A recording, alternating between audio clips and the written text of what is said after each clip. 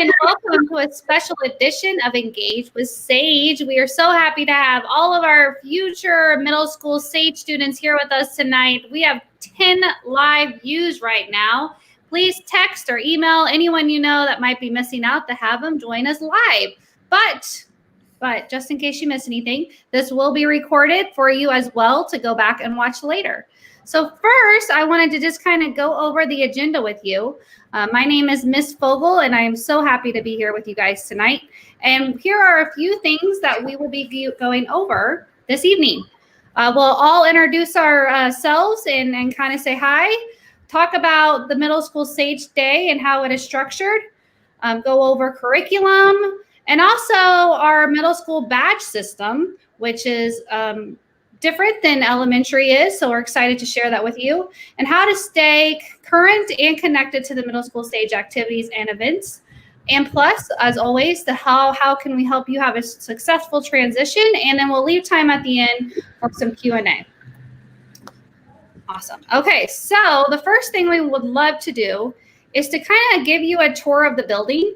We know that we can't be there live right now, but we wanted to kind of let you see. So Ms. Schaefer is over in the chat bar, and she helped us create this awesome video to share with you tonight.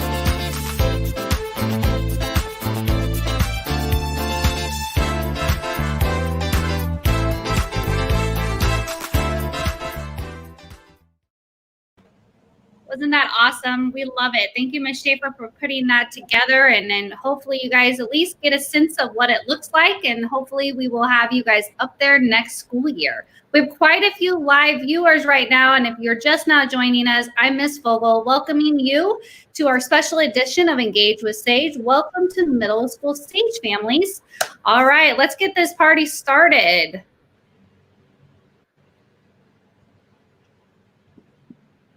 Miss Owsley. Hi. So I'm going to just going over our list of our teachers: Mr. Adamson, Ms. Stuffett, Mr. Hutchinson, Ms. Coe, Ms. Owsley, myself, Ms. Ruckel, Ms. Schaefer, Ms. Torres, and Ms. Turner. Awesome. Thank you. Okay, I'm Mr. Adamson, and I'll tell you a little bit about our middle school Sage Day structure. The biggest difference you're going to see is that there's 2 units of study. This gives our students a good chance to study a lot of different things with the 3 years that they're at the Sage Center. Each of our units of study are a semester long, so they'll have 2 units of study for the first part of the year before winter holiday, and then 2 units of study after winter holiday as well. That gives them a lot of chances, 12 chances for them to study a lot of different things and find out what they're interested in before they start going to high school and choosing their pathways. We arrive at the Sage Center on the bus. We actually come up the fire escape, so we don't bother any other classes, and they start their day off with their basically their homeroom teacher, the person that they are on the caseload of.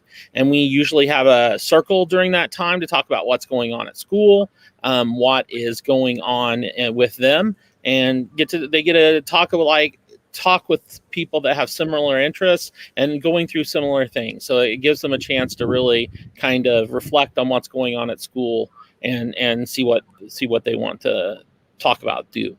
We have lunchtime, just a normal lunchtime. They get a little bit more time at the Sage Center than they do at schools. They're always very happy about that. And then we usually do an effective needs lesson in some way. It probably looks a little different than it does at the elementary level. And what we mean by effective needs are those special needs that gifted learners have. So we talk a lot about that, and we really want to talk more about how it's different for them as they're getting more choice and doing more different things at the middle school level. And then we have some sort of choice time, like the example we used this year was guilds, and we also have done creative problem solving, where they might have a problem that they're given and they have to build with a group, or they do it on their own. It gives them a chance to really be creative and try to learn how to think analytically. They use deductive reasoning, use all kinds of things, and make sure that they get to work with other people. So and then we dismiss at the end of the day. And for our 7th and 8th graders, they go right back and get on a bus to go home. But our 6th graders actually have a little time back at the school before they will go home. Awesome. Thank you, Mr. Adamson. And just a quick reminder, we will be answering questions. So if you have any of those, please type those into the comment section, and we will hit those at the very end of our presentation. So for middle school, as Mr. Adamson stated before, we do 2 units of study, and then we switch those units of study at semester. And that's definitely a change from how they did it before in elementary. I would dare to say that the units of study are typically one of our students' most favorite things, because they get to choose those. And it's a good chunk of our day. It's really kind of the heart of what we do, and we really work to embed those effective skills within our units of study, as well as those executive functioning skills. And then when we develop those units of study, we really build on what elementary did, if it's a similar unit that's happened in elementary. And we really try to work with professionals in the field. And we get their advice and feedback, not only on our curriculum, but also on real world problems we can have students solve. We use real world processes that people in the industry that we're focusing on would actually use. And we really try to use industry standard technology applications and platforms as well. So our units of study are just a really big deal to most of our kids. And as Sean stated before, it's really great because now that we have these pathways in high school, it's a really good exploratory time for them to figure out what they really enjoy and what they're good at before they have to make that big decision when they go to high school.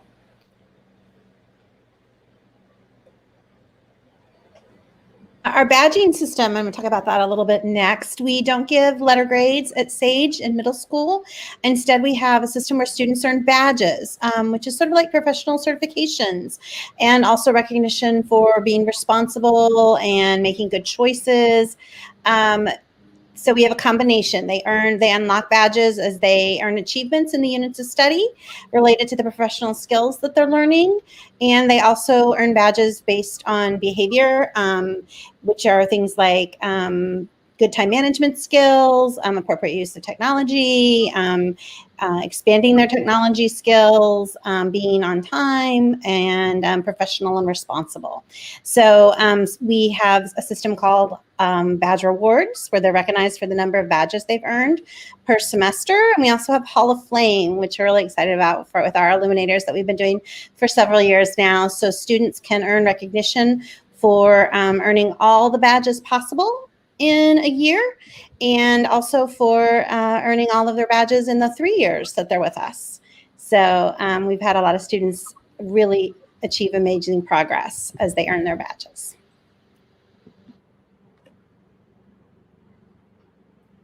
So, hi, I'm Mrs. Turner, and I'm talking about how to stay up to date. We have several ways for you to connect into the middle school. You'll find that your middle schoolers don't tend to tell you a lot about their day. So our Twitter, feed at NKC_Sage is a great place to see some of the events and things that are going on at Sage. Our Facebook page as well. And then we have, not only do we have the North Kansas City Sage page, but we also have a Weebly that is set up on the side of that that allows you to, that is more geared just towards middle school. So you can find information about the teachers, about the units of study. So that is constantly out there. You don't have to go back and look for an old email. So that's how you stay up to date. And then, like I said, welcome. And this is a great place to keep up, as well as Canvas.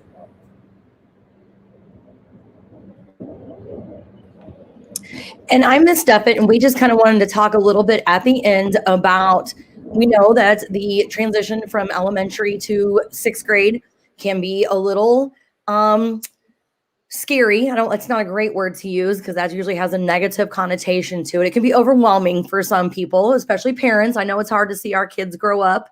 I know it's hard to send my kiddo to high school this year, but in the Sage Center, it's nice because they're just moving from one floor to the next. They see us around. So it's not as overwhelming at this point. But really the big difference for us at the middle school level is really encouraging our students to become more independent learners, making their own choices, enrolling in their own units of study, really getting that sense of self that they are going to want to develop anyway. Adolescents develop that sense of self. So we want to nurture that sense of self, and then to really help them advocate for themselves at their buildings.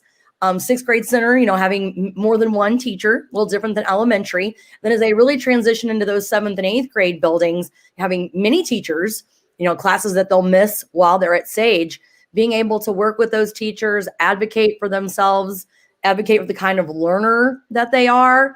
At this point, many of them will know that, they're a gifted student, but how does that fit in then into a middle school? How does that fit into being an adolescent? What makes them a gifted teenager, basically, at some point?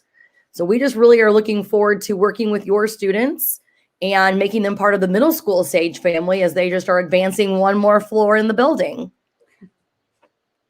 I think, Ms. Fogel, we're ready at the end here for the any questions. I haven't seen any pop up in the comments. I was hoping mine isn't frozen. No, I haven't seen any either, but we can just remind all of our families out there, because we have quite a few live views. If you have any questions over that you would like us to talk about, we're more than happy to do that. So we'll give them a couple minutes to see if there's any questions in there, and then we can kind of get started from there. So they may have thought we were going to answer their question already. Maybe we have. I know. We're pretty good at that. We're pretty good at this show at this point. Pretty good at this show. We've honed our craft this year. We really have. All right. We'll give them a couple more minutes. Anybody have any last words of wisdom for all our families out there listening? Anything? We'll wait a couple more seconds. We're excited to have them. We are. I would encourage parents to encourage their children to try something new. I think that's always really cool within the 3 years that you're here at the Sage Center, because you don't know what will actually get you excited about learning. So I think that's always a good one. Okay. And Mrs. Fogel, I've seen a couple questions pop up. Okay. So I see that somebody would like to know what teachers on the screen teach sixth grade. Great news. It's all of us. You're going to have an opportunity to see all of us every time you're at middle school Sage. And then there'll be a couple other faces that are not here tonight. There'll be 3 other faces. So we're just really excited. That's a great opportunity too of taking more than one unit of study, as well as you get to meet other teachers and, kind of gets exposed to lots of a variety of teaching styles or personalities or experiences in life. We as teachers are people too. So we come with a lot of backgrounds as well. So that's always really exciting. And then the next person said, will they pick their units of study this year? I believe they may be doing that right now. I believe the 5th graders have been doing that with their Sage teachers. We sent all of the information and a Microsoft form for them to complete. So what will happen is they will rank their choices based on, I think, 9 units of study for one and 8 for another. So they'll rank those like, this is what I would like to take first, second, third. And then once all those get completed as teachers before next school year, we will kind of put the kids based on their choices into those units of study. So they really won't know their units of study until they come to SAGE in the fall. That's a lot of the behind the scenes work that we do as teachers. And it's very tricky work, trying to get everybody, trying to get those first choices and making, filling up those classes and, just trying to get it as precise as we can, because we do it by hand. It's not a computer plucking system. We wish it were. It's not. So we get excited about that too, to see, who's going to be in those units of study. And we all made a awesome video that we were able to share with all of our 5th graders. So we were the ones talking about the units of study and making sure they really understood what the classes were. Right, Ms. Duffett? Yes. Cool. All right. Well, here's one from Ms. Schaefer, who's a teacher over here. She's a kind of behind the scenes technology guru. Parents can, yep, there you go. Yeah, we can always use you in the PAGS program, encouraging people to join the parent organization. That's always a helpful thing too, to kind of bridge that communication piece between SAGE and your SAGE families. We're all one big SAGE family. And then Dr. Marsden asked about the new teachers. So Mr. Hutchison will be joining us. He will teach all 3 grade levels as well. And he is coming to us from the University of Kansas as a college instructor, but also with past gifted experience and elementary teaching experience. And then we have another new person joining us, Ms. Ruckel. I have to think about her name. I'm a very proud teacher right now too, as this new teacher, Ms. Ruckel, was my student a couple of years ago at Antioch when I taught there. She was also in our gifted program in our district and graduated from North Kansas City schools.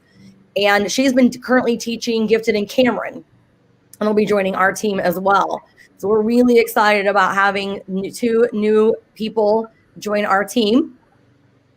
And a really proud teacher moment too, like I said, to be co-teaching now or working with somebody I taught. And then somebody asked, I may have misunderstood the part about 3D printing. Is that a UOS or a badge reward? Ms. Turner, I think you could answer that. So for 3rd grade, I'm pretty sure, sorry, I was trying to pull it up here. Art of Engineering for 6th grade. So 3D printing, I am going to teach 3D printing, but it's going to be for 7th and 8th grade. And it'll be a unit, and they'll get to, if they've already done some 3D printing, then they'll get to expand their knowledge on that and use Fusion 360, and we'll have some different categories that they're printing in. So it will be a class, but I'm intending for that to be 7th and 8th grade, and 6th grade is going to be the Art of Engineering. We'll be diving into just the different fields and different areas of sampling a little bit from each of the different types of engineering that are out there. And then depending on the units of study, sometimes there are opportunities to maybe work with some 3D printing that might go in conjunction with a different unit of study. So for example, in Destination Imagination this year, some kiddos had picked a challenge that one of the things they chose to do in their challenge was to design a 3D model of a hotel. And they 3D printed some like little model beds for their hotel. So that was interesting. So there are lots of ways that the units of study, interconnect, and we kind of, build on that as much as possible through our units of study. Is how can they work together and collaborate, because that's what professionals would do. If I needed something in, a different field, I would draw on those resources. And we did have, as a badge reward, 3D printing. So that was, if you have an older student, maybe that's where that came from. But I am intending to, we got some feedback from students from a survey, and they were wanting 3D printing. So I am pulling that back, but it'll be for 7th and 8th grade. Also in guilds, there's a potential for, depending on what they are researching, there could be a potential for them to research that as well. And then I see the kids will have a SAGE teacher that will be their quote unquote homeroom teacher, that will be their caseload students.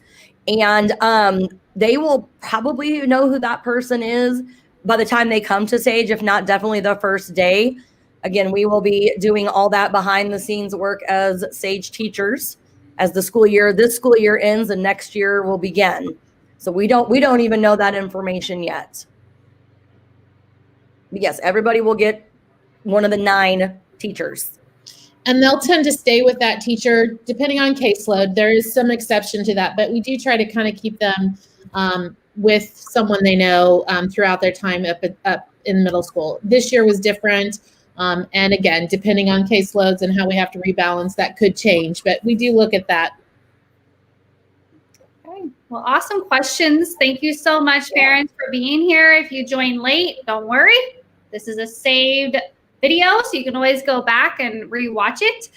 Please email us with any questions. All of our emails are on the website, so please feel free to reach out to any of us for any help or any questions that you guys have as you guys transition your wonderful children to the middle school floor. So we thank you so much for being here tonight. Again, we appreciate your time. We'll see you guys later. Bye.